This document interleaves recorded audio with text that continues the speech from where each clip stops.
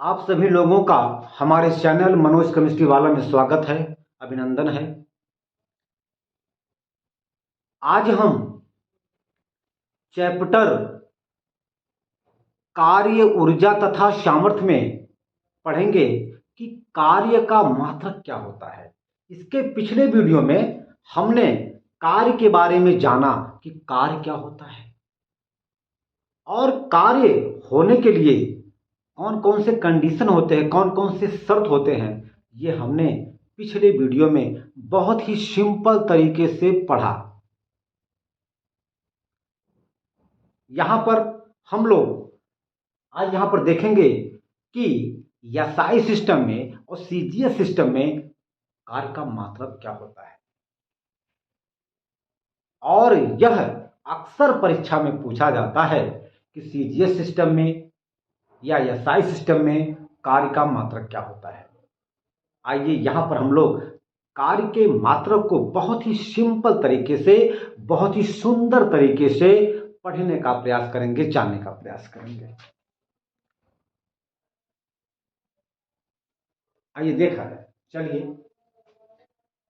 देखिए, हमने आपको बताया था कि किसी भी भौतिक राशि का मात्रक बताने के लिए, मापने के लिए मुख्य रूप से दो सिस्टम का प्रयोग करते हैं, दो पद्धति का प्रयोग करते हैं। पहला है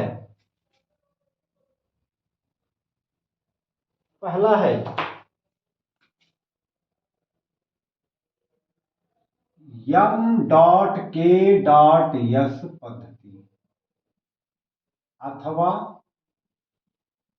एसआई पद्धति। दूसरा है C.G.S पद्धति। ओके, कोई दिक्कत? चलिए देखा जाए। हमने पढ़ा है कि कार्य W बराबर होता है F इंटू डी। ये हमने पढ़ा है। ओके, चलिए W का मात्रक बराबर F का मात्रक गुणे D का मात्रक। कोई दिक्कत? F क्या है? बल है। D क्या है? विस्थापन। हमें इसमें यह बताना है कि एमकेएस पद्धति में अथवा एसआई पद्धति में कार्य का मात्रक क्या होता है। चलिए, बराबर ये एफ बल है। एमकेएस सिस्टम में अथवा एसआई सिस्टम में बल का मात्रक न्यूटन होता है। क्या होता है? न्यूटन।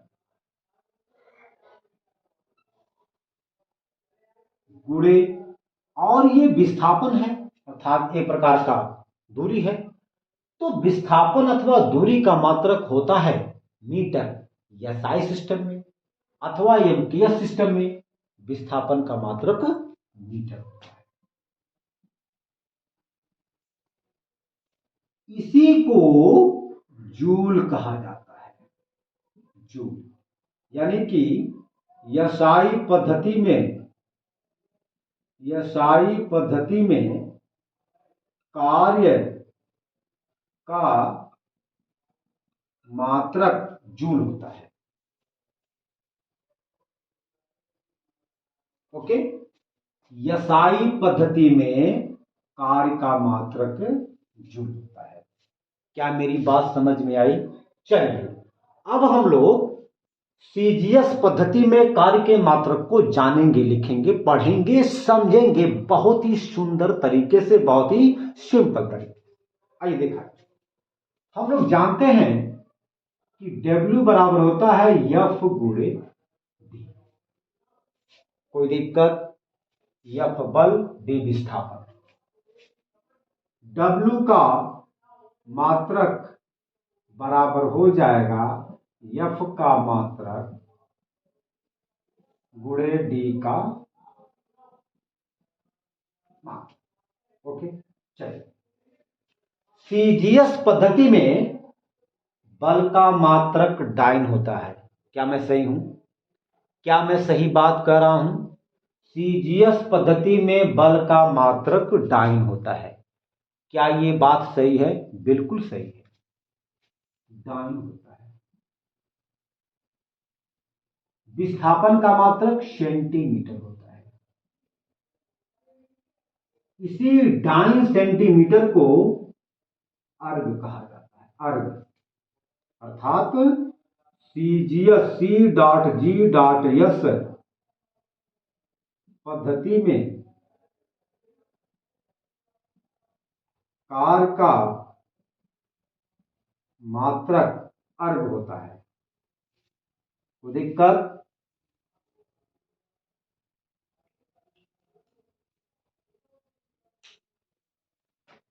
यहां तक मेरी बात आई समझ में?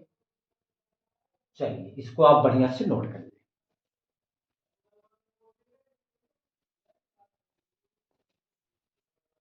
आइए अब हम लोग एक जूल को डिफाइन करेंगे, और एक जूल होता क्या है ये हम यहां पर निकालेंगे, और साथ ही साथ इसको डिफाइन करेंगे। चलिए देखा जाए।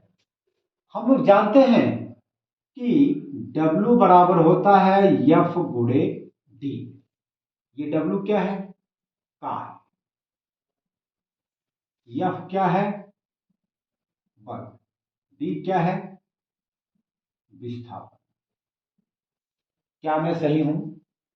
क्या मेरी बात सही है? जी हाँ, बिल्कुल सही है। W कार्य होता है, F बल होता है, D विस्थापन होता है। यानी कि W बराबर होता है F गुणे D।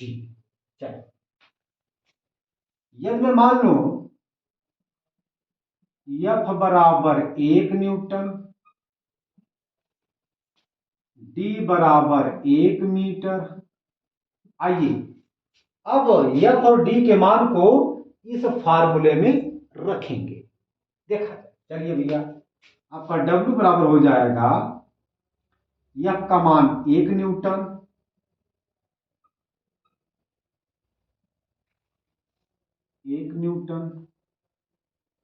गुणे D का मान 1 मीटर। ये आपका हो जाएगा एक एक कम 1 न्यूटन गुणे मीटर। इसे हम जूल कहते हैं। न्यूटन मीटर को हम लोग जूल कहते हैं। 1 जूल। कोई दिक्कत? W का मान आ गया 1 जूल। आइए अब हम इसी कंडीशन पर 1 जूल को डिफाइन करेंगे।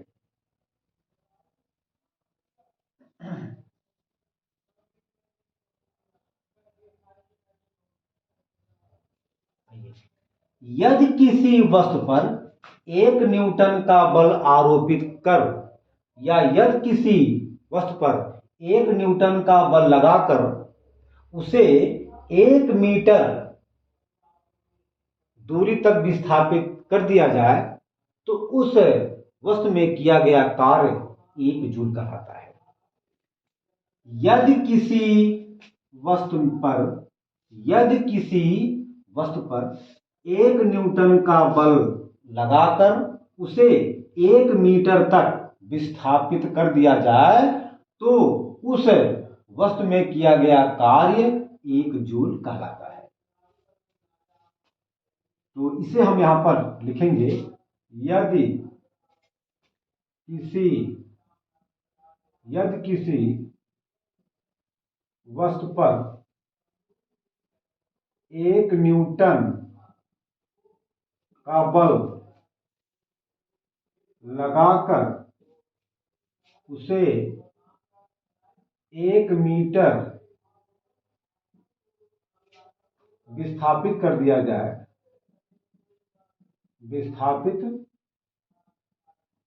जाए तो वस्तु पर